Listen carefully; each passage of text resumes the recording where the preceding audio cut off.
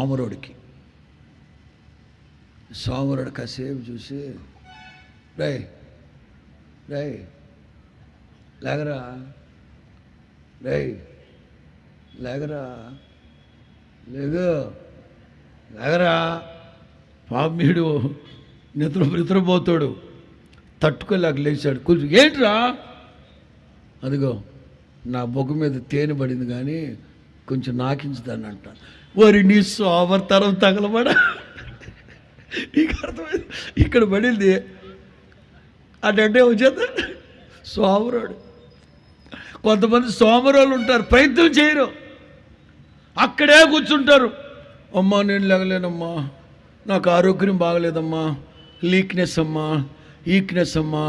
ఎప్పుడు అడుగు ఎలా ఉంది ఆరోగ్యం, లీకేజీ.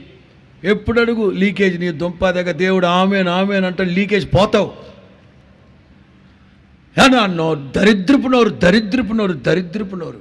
యోవేలు ప్రవక్త ఏమంటారు, బలహీనుడట నేను బలవంతుని అని పలకాలట.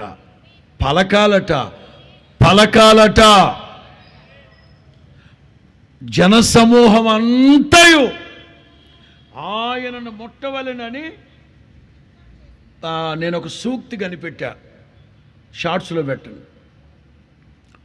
ప్రయత్నిస్తే తప్పు లేదు, ఫలితం రాకపోతే ఏ ముప్పు లేదు.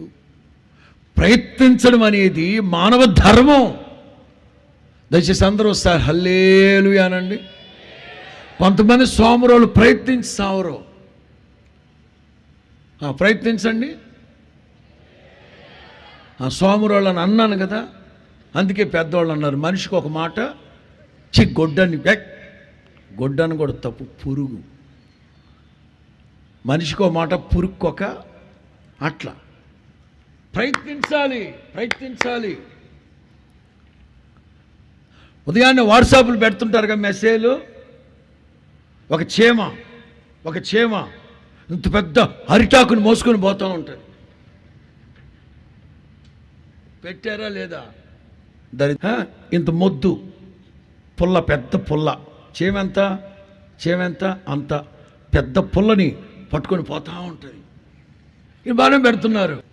అందుకే కదా సొలొమోను అన్నాడు, సోమరులారా చీమల దగ్గరికి వెళ్ళి, అందుకే కోపం, చీమల దగ్గరికి వెళ్ళి నేర్చుకోమన్నాడు కనుక చీమ కనబడితే చాలు. ఒరే, చీమను చంపడానికి అంత బలప్రయోగం అవసరమా? ఎందుకంటే చీమ దగ్గర నేర్చుకోమన్నాడు కదా సొలొమోను. అందుకంటే చీమలంటే కోపం మీకు. ప్రయత్నించాలి. నా వల్ల కాదు, నేను చేతగానోడిని, నాకు చేత కాదు, ఎవరికి వాళ్ళే చేత కాదు అంటే ఇన్ని ఇన్నోవేషన్స్ వస్తాయా? ఇన్ని మార్పులు చేర్పు నవనాగరికతకి ఇన్ని వస్తాయా? థామస్ ఆల్వా ఎడిసన్ ఎన్ని విఫలయత్నాల తర్వాత లైట్ కనుక్కున్నాడు తను. నేను థామస్ ఆల్వా ఎడిసన్ వాళ్ళ ఇంటికి వెళ్ళా. అమెరికాలో న్యూజెర్సీ పక్కనే ఉంటుంది. న్యూయార్క్ నదికి అవతల న్యూయార్క్, నదికి అవతల న్యూజెర్సీ ప్రక్కన ఎడిసన్ సిటీ అని ఊరి పేరే Edison city. Thomas Alva Edison city. Water tank ఎట్లుంటుంది చెప్పను అల్లూరులో. ఎంత పెద్ద బల్బులాగా ఉంటుంది, అది వాటర్ ట్యాంక్. ఆ ఇంటికి వెళ్ళినప్పుడు ఎన్నో విషయాలు గమనించాం. ఇంచుమించు 2000కు పైగా విఫలయత్నాల తర్వాత కనుక్కున్నాడు.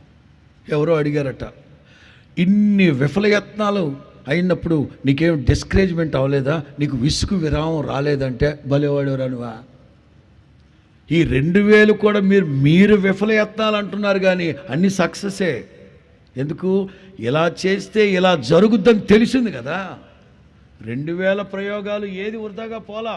ఇప్పుడు మీరున్నారు, వంకాయ పప్పు చేసే క్రమంలో అది కొంచెం మాడిపోద్ది, కొంచెం ఏదో అవుద్ది. దాంట్లో అర్జెంటుగా క్యాలీఫ్లవరు, దాంట్లో అర్జెంట్ ఇంకోటి వేసేసి భర్త అడుగుతారు, అద్భుతంగా అంతే, మామూలు రెసిపీ కాదు ఇది, ఎలా చేసేవి ఇది చెప్పకూడదుగా. అసలు చెడదొబ్బిందే అక్క. అందులో మరలా ఏవేవో వేసేసి మా లేడీస్ తర్వాతేనబ్బా. మరలా ప్రయోగం మనకు చెప్పరు, రెండోసారి చేయమంటే చేయదు. ఎందుకంటే ఇప్పుడు దెబ్బతింది వ్యాపారం అది. ఏ మోతాదులో ఎన్ని అవుతుందో తెలియదు ఆ రోజున.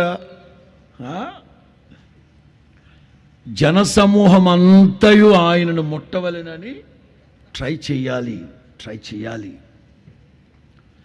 గుంపులు గుంపులు జనసమూహం ఉన్నారు. జక్కయ్య ప్రయత్నించాడు, తన వల్ల కాల.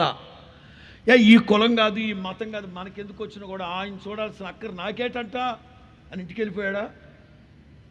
కనాను స్త్రీ, దావీదు కుమారుడా నజరేయుడైన యేసు, హలో అయ్యో, ట్రై చేసింది కుదరలా, మనకెందుకని వెళ్ళిపోయిందా? 12 సంవత్సరాలు రక్తస్రావం కలిగిన స్త్రీ యేసు ప్రభుకి ఎదురుగా వస్తే రాళ్ళతో కూడా చంపేస్తారు. ట్రై చేసింది, వెనక వైపుగా వచ్చి వస్త్రపు చెంగుని ఎప్పుడైతే ముట్టిందో ప్రభావం. ప్రయత్నించాలి. అది ఎలా ప్రయత్నించాలి? వాక్యానుసారంగా ప్రయత్నించాలి. స్తోత్రం చెప్పండి గట్టిగా. నెహెమ్యా అంటారు, ఆకాశమందు నివాసి అయిన యెహోవా మా యత్నములను సఫలం చేశాడు.